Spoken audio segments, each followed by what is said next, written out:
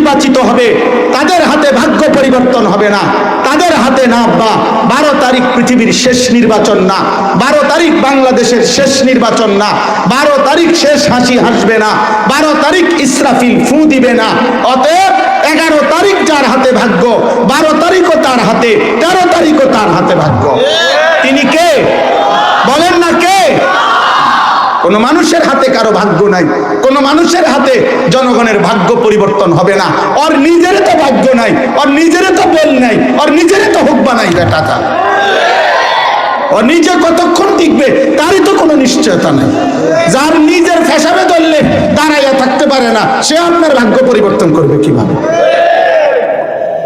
যে একটা মশার কামড় সহ্য করতে পারে না, একবার কয়েল লাগা, একবার মশারি লাগা, সে এত দুর্বল।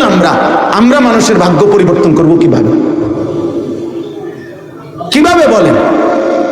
অতএব সোজা কথা, আমাদের প্রত্যেকের কাছে এটা অনুরোধ, আমাদের আখেরাতি মূল।